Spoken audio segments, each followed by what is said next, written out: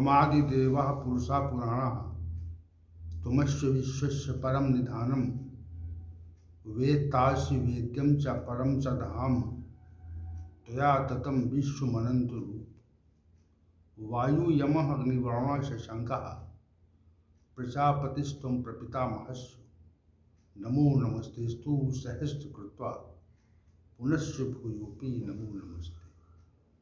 वसुदेवसुतं देवं कंसचाणूरमर्दनं देवकी परमानंदम श्रीकृष्णं वंदे जगद्गुरुं कृष्णं वंदे जगद्गुरुं। कृष्णाय वासुदेवाय हरे परमात्मने प्रणतक्लेशनाशाय गोविंदाय नमो नमः गोविंदाय नमो नमः। हम सभी आज पुनः भगवत गीता के इस प्रातःकालीन सत्र में उपस्थित हैं और भगवान श्री गोविंद की सानिध्यता में हम सभी लोग बैठे हुए हैं। उनका प्रेमपूर्ण साथ हम सभी को प्राप्त हो रहा है। ये सबसे विलक्षण बात है कि वो नित्य हमारे साथ विराजते हैं और जैसे ही उनकी प्रार्थना होती है, उनकी वंदना होती है, वैसे ही उपस्थित हो जाते हैं। तो अतिशय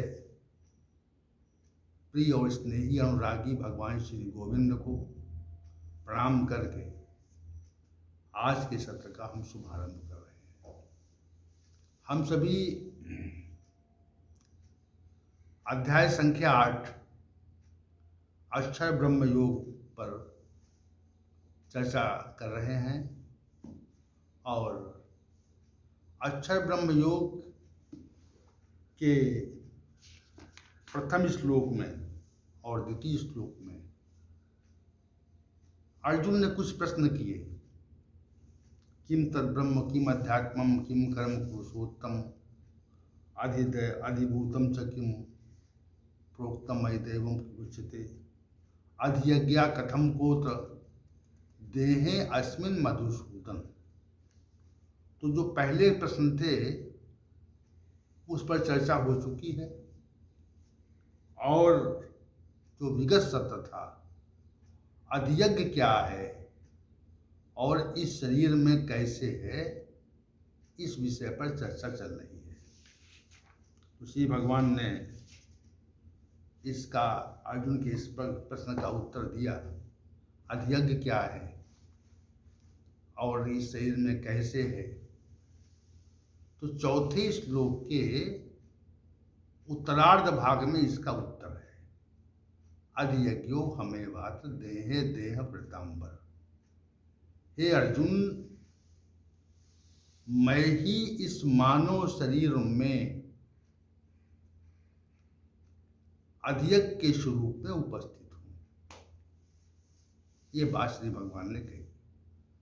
अधियज्ञ क्या है और कैसे है, तो इसमें दो प्रश्न हैं। अधियज्ञ क्या है और इस शरीर में कैसे है, इसका प्रश्न श्री भगवान ने ये कहा, अधियज्ञो अहम एव अत्र देहे देह वृतांबर। हे देहधारियों में श्रेष्ठ अर्जुन, मैं ही इस मानव शरीर में, मैं ही इस मानव शरीर में अधियज्ञ के रूप में उपस्थित हूं। तो पहली बात यह है कि अधियज्ञ क्या है। तो अधियज्ञ का जो स्वरूप है वो भगवान श्री गोविंद का स्वरूप है। ये बात कही अधियज्ञ का, और अधियज्ञ के स्वरूप में ही भगवान श्री गोविंद इस मानव शरीर में विराजमान है, मानव शरीर में उनकी उपस्थिति है। ये बात भी श्री भगवान ने कही। तो दोनों बातों को हम देखें, और ये कोई सामान्य प्रश्न भी नहीं है और इसका उत्तर भी सामान्य नहीं है। इसको समझने के लिए हम गूढ़ भाव में प्रवेश करना चाहते हैं कि भगवान श्री गोविंद अधियज्ञ हैं और वो अध्यक्ष के स्वरूप में ही शरीर में उपस्थित है। तो इस तथ्य को समझने के लिए हम आपको अध्याय 7 के श्लोक संख्या 7 की ओर चलते हैं। मत्ता परतरम न अन्यत् किंचित धनंजय मयि सर्वम् इदं प्रोतम सूत्रे मणिगणा इव। हे अर्जुन, हे धनंजय, मुझसे अतिरिक्त कुछ भी परम नहीं है, यानी मेरे अतिरिक्त कुछ भी नहीं संसार में है। ये सहज भाव है और मैं ही इस संपूर्ण संसार में उसी प्रकार उपस्थित हूँ जैसे एक माला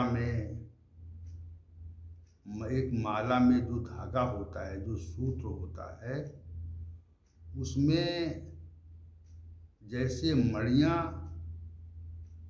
गुथी होती हैं, वैसे ही इस संसार में मैं सूत्र रूप हूँ और संसार मुझ में मणियों के रूप में गुथा हुआ है। ये भगवान श्री भगवान ने कही। और मेरे से अतिरिक्त किंचित मात्र भी कुछ भी नहीं है। इसका अभिप्राय क्या है? इसका अभिप्राय ये है कि संसार में या ब्रह्मांड में जो कुछ भी प्रतीत होता है वो श्री गोविंद ही है। ये विलक्षण दृष्टि, ये विलक्षण भाव जब मनुष्य के अंदर आ जाता है कि भगवान श्री गोविंद के अलावा कुछ है ही नहीं यहाँ पे, तो जो कुछ है नहीं यहाँ पर, तो जो कुछ हमको प्रतीत होता है और जो कुछ हमको प्रतीत नहीं होता है, जो हमारी कल्पना शक्ति में है और जो हमारी कल्पना शक्ति में नहीं है, वह सबका सब भगवान श्री गोविंद का ही स्वरूप है। हमारी बुद्धि और हमारा मन जिन विषयों के बारे में विचार कर सकता है और जिन विषयों के बारे में विचार नहीं कर सकता है, जो हमारी बुद्धि के पकड़ से बाहर की चीज़ें हैं, बाहर का विषय है, वो सबका सब भगवान श्री गोविंद के ही स्वरूप में है। यह कैसा विलक्षण भाव है? कुछ है ही नहीं। मत्ता परतरम नान्यत् किंचित, किंचित मात्र भी कुछ नहीं है, मेरे अलावा किंचित मात्र भी कुछ नहीं है। इस भाव से शरीर भी वही है, मानव देह भी वही है और मानव देह में जो चैतन्यता है वह भी वही है। और जो क्रियाएं हैं, चेष्टाएं हैं, वो भी वही है। जो चिंतन है वो भी वही है। जो ज्ञानेंद्रियां और कर्मेंद्रियां हैं वो भी वही है। सब कुछ वही है। ये भाव हमारी दृष्टि में आ नहीं पाता, हमारे विचार में आ नहीं पाता। हम संसार में जो कुछ भी वस्तुएं हैं, व्यक्ति हैं, स्थितियां हैं, उनको हम भगवान श्री गोविंद से पृथक करके देखते हैं कि वहाँ पर श्री भगवान की सत्ता नहीं है। किसकी सत्ता है? तो संसार की सत्ता है। संसार की सत्ता को जब हम देखने लगते हैं तो श्री भगवान की सत्ता की उपेक्षा करते हैं। और जब हम श्री भगवान की सत्ता देखने लगते हैं, ये भाव आ जाए कि श्री भगवान की सत्ता है, अन्य कुछ नहीं है, तो हम संसार की सत्ता की उपेक्षा करते हैं। दोनों भाव हैं, लेकिन अधिकांश लोग, अधिकांश मनुष्य संसार की सत्ता को, संसार की सत्ता है ऐसा मान के चलते हैं। संसार की सत्ता नहीं है, ये भाव हमारे मन में नहीं बैठ पाता है। और जो अवास्तविक है, यथार्थ नहीं है, काल्पनिक है कि भगवान संसार की सत्ता नहीं है, परमात्मा की सत्ता है, श्री भगवान की सत्ता है, तो ये बात कैसे मन में बैठेगी? कि भगवान ने कहा कि हम ही अध्यक्ष के स्वरूप में इस शरीर में है। क्योंकि शरीर से ही सब कुछ देखा जाता है। शरीर की सत्ता रहती है तब तक सब कुछ प्रतीति होती है, और शरीर की सत्ता नहीं रहती है तो अप्रतीति हो जाती है, कुछ प्रतीत नहीं होता। तो ये तथ्य कैसे हमारी समझ में आएगा कि सर्वत्र श्री भगवान की सत्ता है, बाह्य स्वरूप में भी है और आंतरिक स्वरूप में भी है। उसकी सत्ता का कभी ह्रास नहीं होता, उसकी सत्ता का कभी भी ह्रास नहीं होता, सदैव रहती है। और संसार की सत्ता का निरंतर ह्रास हुआ करता है। संसार की सत्ता नहीं रहती, परिवर्तनशील है। कोई व्यक्ति बहुत ऊंचे पद पर विराजमान हो, उसको बड़ा संवैधानिक दायित्व दिया गया हो, और कुछ समय के बाद वो बड़ा संवैधानिक दायित्व हो उससे छीन जाता है, तो बड़े संवैधानिक दायित्व का की सत्ता थी, लेकिन वो क्षणिक थी, चला गया तो समाप्त हो गई। इसी प्रकार जहां तक विचार करेंगे हम, जहां तक सोचेंगे, तो अंत में ये निष्कर्ष निकलेगा कि संसार की सत्ता नहीं है। संसार की सत्ता हम मान लेते हैं, और मानने से ही हम सांसारिक कार्यों में व्यस्त हो जाते हैं, संसार में व्यस्त हो जाते हैं। संसार की सत्ता है नहीं, वो मान लेते हैं। श्री भगवान की सत्ता है, उसको नहीं मानते हैं। तो अध्यक्ष के स्वरूप में श्री भगवान ही इस शरीर में विराजमान है। इस ओर दृष्टि घुमाने की आवश्यकता है। भगवान श्री गोविंद हमारे हृदय में विराजमान हैं। ये भाव कितनी बार आपके मन में आया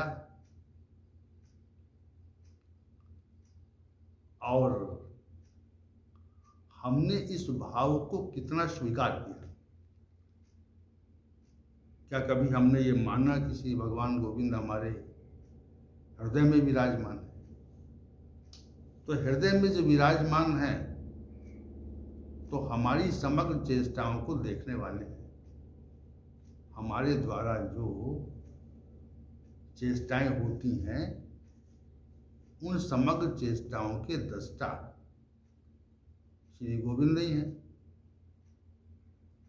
तो जब श्री गोविंद हमारे चेष्टाओं पर हृदय में विराजित रहकर अपनी दृष्टि रखते हैं तो फिर हम शास्त्र के प्रतिकूल कार्य नहीं कर सकते। जैसे कोई भी शास्त्र के प्रतिकूल कार्य होता है तो संसार की दृष्टि से बचा कर होता है, छिपा कर होता है। संसार की दृष्टि न पड़े, लोग न जान जाए, तो हम छिपा कर कार्य करते हैं। लेकिन जब श्री गोविंद हमारे हृदय में अध्यक्ष के रूप में विराजमान है तो हमारी समग्र चेष्टाओं के दृष्टा है, समग्र चेष्टाओं के दृष्टा है। और इसलिए हम कोई शास्त्र के प्रतिकूल कार्य नहीं कर सकते। तो ये भाव जब प्रबल हो जाता है कि नहीं, वो साथ में हमारे हैं और हमारे हृदय में विराजित हैं, तो एक तो हम अपनी चेष्टाओं में शास्त्र के नियमों को ले आते हैं और दूसरा उनको देखने का प्रयास करते हैं। जैसे कोई दृष्टिविहीन व्यक्ति हो, जिसके पास दृष्टि नहीं, अंधा व्यक्ति है, तो उसको पास की वस्तु और दूर की वस्तु प्रतीत नहीं होती, दिखाई नहीं पड़ती, क्योंकि उसमें जो दृष्टि क्षमता है, देखने की जो सामर्थ्य है, वो नहीं है। देखने की सामर्थ्य न होना यानी दृष्टि विहीनता, अंधापन होना। अंधेपन के कारण उस अंधे व्यक्ति को पास की वस्तु और दूर की वस्तु प्रतीत नहीं होती। अब हमारे हृदय में भगवान श्री गोविंद विराजित हैं, तो इससे नजदीक क्या हो सकता है, इससे समीप क्या हो सकता है। उनकी जो उपस्थिति है वो हमारे हृदय में है, तो हमारे हृदय में जब उनकी उपस्थिति है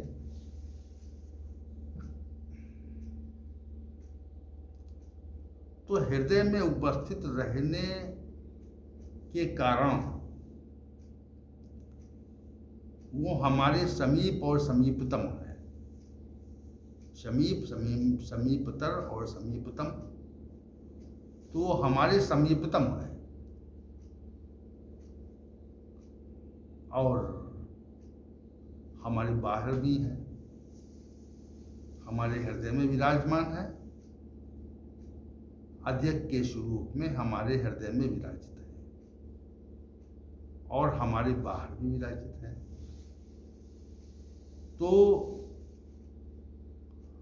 हमारी दृष्टि उधर जाती क्यों नहीं है? साधकों का विषय है कि हमारी दृष्टि उधर क्यों नहीं घूमती, क्या कारण है। तो जब बहुत विचार करेंगे अब तो ये पाएंगे कि संसार ही कारण है। संसार में इतना आकर्षण है, उस आकर्षण के कारण हमारी जो दृष्टि है वह श्री भगवान की ओर घूम नहीं पा रही है।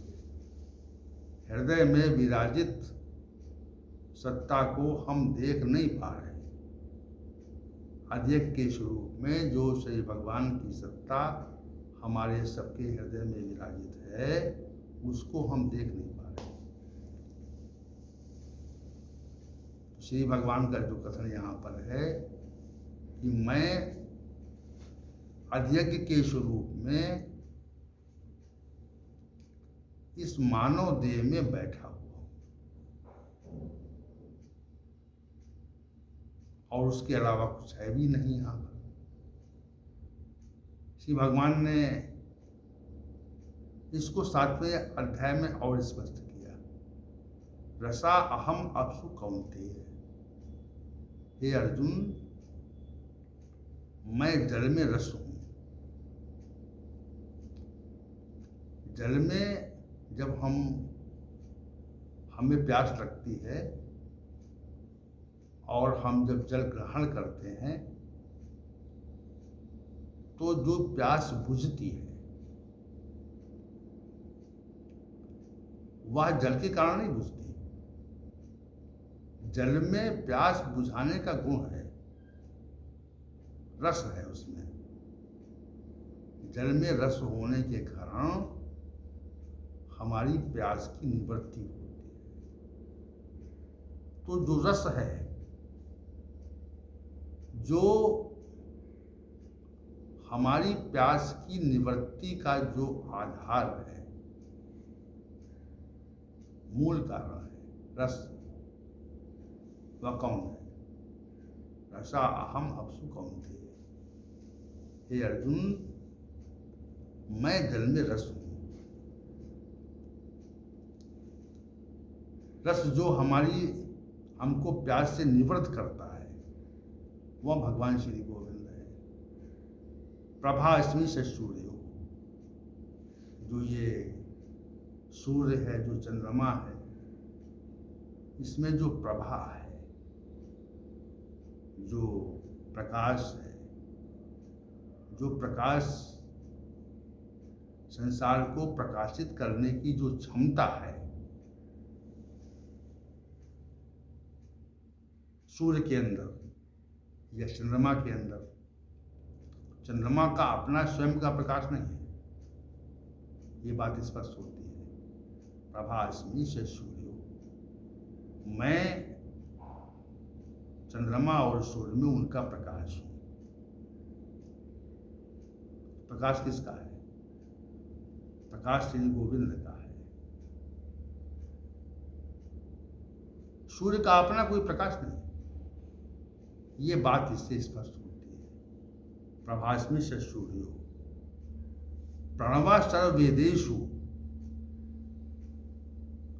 समस्त वेदों में जो प्रणव, जो ओंकार है, जो परमात्मा का वाचक या निर्देश है, वह भी श्री गोविंद ही है। संपूर्ण वेदों का जो मूल कारण है, मूल तत्व है, जिसे हम प्रणव कहते हैं, वह भी श्री गोविंद ही है। खे शब्द,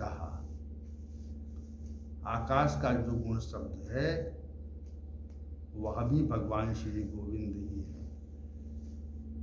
पुरुषा नसु पौरुषम, जो पुरुषों में पुरुषत्व है। पुरुष क्या है? पुरुष में पुरुषत्व है, इसलिए पुरुष है। तो जो पुरुषत्व रूपी तत्व है वह भी भगवान श्री गोविंद ही है। बीजम माम सर्वभूतानाम विद्धि पार्थ सनातनम, संपूर्ण प्राणियों का जो सनातन बीज है वो भी भगवान श्री गोविंद है।